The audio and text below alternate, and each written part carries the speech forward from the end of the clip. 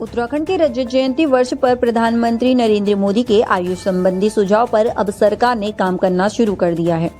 अब राज्य के हर जिले में एक गांव को आयुष गांव बनाया जाएगा। इन गांव में आयुर्वेद, योग और प्राकृतिक चिकित्सा को बढ़ावा दिया जाएगा।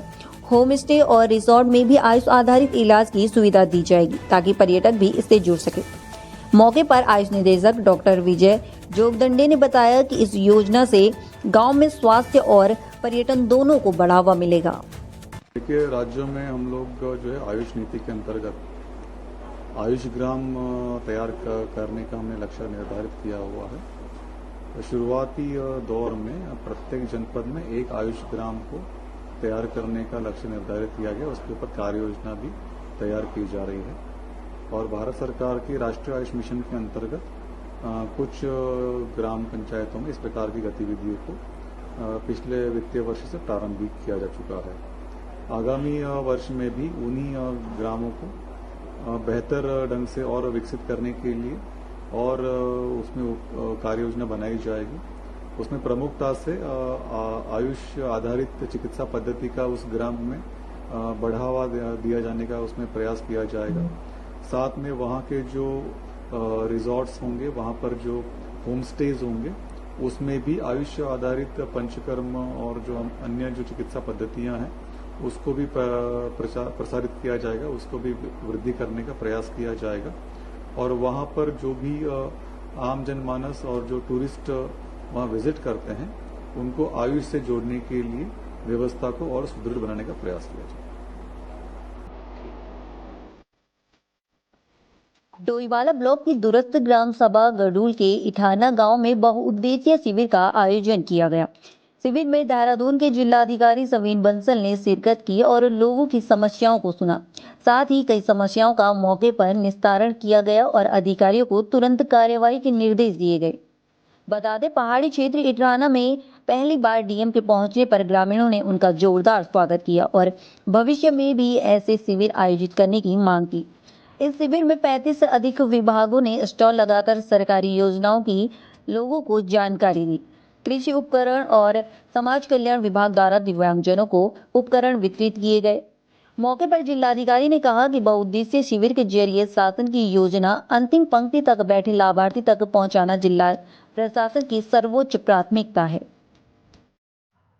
देखिए, हमारे ऑनरेबल सीएम का ये संकल्प है और ये निर्देश भी हैं कि जो हमारे दूरस्थ एरियाज़ हैं वहाँ पे हम जितना संभव हो उतना विज़िट करें, सारे अधिकारियों के साथ वहाँ पे बहुउद्देशीय शिविर लगाएं, नाइट स्टेज करें और जितनी हमारी शासन प्रशासन की योजनाएं चल रही हैं, जितने हमारे प्रमाण पत्र बनते हैं, हमारी स्वास्थ्य जांचें होती हैं, हमारे यूडीआईडी कार्ड्स, आधार कार्ड, आयुष्मान कार्ड, कृषि और उद्यान के यंत्र का वितरण, उनमें जो इनपुट्स हैं, चाहे दवाइयाँ हैं, पेस्टिसाइड्स हैं या बीज हैं, वो उपलब्ध करवाना, हमारे जो कृत्रिम अंग हैं, व्हील चेयर्स हैं, हियरिंग एड्स हैं और जो हमारी पेंशन्स हैं जितनी तरह की, दिव्यांगता प्रमाण पत्र हैं, ये सारे जो हमारे लाभ हैं ये मौके पर ही प्रयास किया जाए कि ऐसे दूरस्थ क्षेत्रों में हम लोगों के द्वार पहुंचकर दे पाएँ। तो इसी क्रम में ये हमारा 16वां बहुउद्देशीय शिविर है जहाँ पे सारे अधिकारियों के साथ हम लोग उपस्थित हैं और इसमें सारे सर्विसेज के साथ साथ जो यहाँ की लोकल समस्याएं हैं, बिजली, पेयजल, सड़क या हमारे जो सोशल सेक्टर्स हैं उनको भी प्रयास किया जाता है कि मौके पर ही निस्तारण हो। और जहाँ पे कोई फील्ड रिपोर्ट्स या बजट की या कोऑर्डिनेशन की कोई प्रॉब्लम है तो उसको टाइम बाउंड करते हुए कोऑर्डिनेट किया जाता है, परस्यू किया जाता है। हमारा जो आमजन है, पर्टिकुलरली जो मुख्यालय से दूर हैं, उनका गवर्नेंस पे ट्रस्ट बना रहे और जो कड़ी है प्रशासन के साथ, शासन के साथ, वो जितनी सुदृढ़ हो, जितनी स्ट्रॉन्ग हो, उतना ही हमारे डेमोक्रेसी के लिए, लोकतंत्र के लिए ये लाभदायक होता है। और जितना बहुउद्देशीय शिविर, फील्ड इंस्पेक्शंस और जन सुनवाई से एक उम्मीद और विश्वास कायम रहता है, वो आगे हमें बढ़ाना है। तो यही माध्यम है जिससे हम सीधा आमजन से जुड़ाव अपना कायम रखें। उत्तराखंड में ग्रामीण क्षेत्रों के निर्माण श्रमिकों के लिए बड़ी राहत की खबर है। ग्राम्य विकास विभाग और यूकेबीओसीडब्ल्यू बोर्ड ने मिलकर एक नया ऑनलाइन पोर्टल शुरू किया है, जिससे अब गांव में रहने वाले सभी श्रमिकों को जो मनरेगा या किसी अन्य निर्माण कार्य में 90 दिन का काम कर चुके हैं, वे आसानी से अपना पंजीकरण करा सकेंगे। पंजीकरण के बाद इन श्रमिकों को प्रसूति सहायता, दुर्घटना बीमा, बच्चों की पढ़ाई लिखाई, बेटी की शादी, मकान बनाने के लिए अनुदान, टूलकिट सहायता जैसे कई कल्याणकारी योजनाओं का लाभ मिलेगा।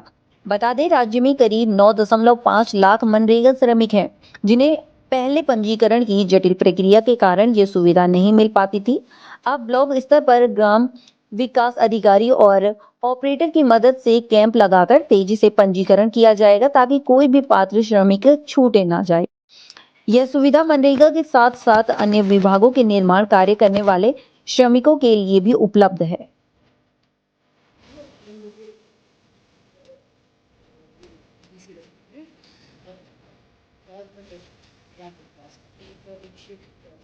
इसमें देखना है कि जो श्रमिकों का रजिस्ट्रेशन होता है, जो कंस्ट्रक्शन वर्कर हैं, पिछले 1 साल में जिन्होंने 90 दिन का सक्सेसफुली रोजगार किया हो, उनका रजिस्ट्रेशन किया जाता है और उसके आधार पर उनको बहुत सारे सोशल सिक्योरिटी बेनिफिट्स मिलते हैं, जैसे कि प्रसूति सहायता हो गई है, एक्सीडेंटल क्लेम हो गया है, या फिर मकान बनाने के लिए हो गया, टूल किट, साइकिल्स इत्यादि के छोटे छोटे जो बेनिफिट्स हैं, पढ़ाई के लिए भी, बेटी की शादी के लिए, पढ़ाई के लिए इत्यादि बहुत सारी बेनिफिट्स मिलते हैं। लेकिन उसके लिए वो लेबर डिपार्टमेंट में रजिस्ट्रेशन होना ज़रूरी है। तो ये हमने देखा कि ग्राम्य विकास विभाग में मनरेगा के लगभग हमारे यहाँ 9.5 लाख एक्टिव श्रमिक हैं। तो हम ये विचार आया कि इन मनरेगा श्रमिकों को भी, क्योंकि ये हमारे लास्ट माइल वर्कर्स हैं जो दूर दराज एरिया में भी काम करते हैं, इनको भी सोशल सिक्योरिटी बेनिफिट से जोड़ दिया जाए। तो उसको टारगेट को लेते हुए कि ग्राम्य विकास विभाग ने और लेबर डिपार्टमेंट ने मिलकर एक पोर्टल शुरू किया और रजिस्ट्रेशन की प्रक्रिया को बहुत आसान बनाया और बीडीओज लेवल पर, ब्लॉक लेवल पर ही बीडीओज को ट्रेन किया, उनके डेटा एंट्री ऑपरेटर को ट्रेन किया, ताकि प्रक्रिया को सही बनाकर और कैंप मोड में, एक्टिव मोड में श्रमिकों का रजिस्ट्रेशन कराया जाए। उसमें यह है, जिस भी मनरेगा श्रमिक ने 90 दिन का रोजगार पूरा कर लिया, चाहे मनरेगा से किया हो, चाहे अन्य किसी डिपार्टमेंट में, आरएस में या किसी अन्य डिपार्टमेंट में कोई भी कंस्ट्रक्शन का वर्क किया हो, तो वो इस सोशल सिक्योरिटी बेनिफिट के दायरे में आ जाएगा। तो इस मुहिम को चलाते हुए हमारी उम्मीद है कि इस साल में जितने भी लोगों ने 90 दिन का रोजगार पूरा किया है, जिन भी श्रमिकों ने, वो कोई भी ना छूटे। और लॉन्गर रन में जो हमारे 9.5 एक्टिव श्रमिक है, उन सबको भी इस सोशल सिक्योरिटी स्कीम से जोड़ा जाए।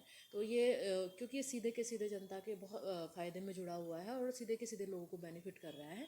और साथ ही अगर हमारा प्रधानमंत्री आवास भी है, उसके अतिरिक्त भी हमारे जो कंस्ट्रक्शन वर्कर हैं, उनको 51,000 रुपये की सहायता मिलती है, जो मकान बनाने के लिए है, और अन्य सहायताएं मिलती हैं। तो ये अच्छी एक स्कीम है। तो इसको ग्राम्य विकास विभाग पूरी तत्परता से लेबर डिपार्टमेंट के साथ मिलकर लागू कर रहा है।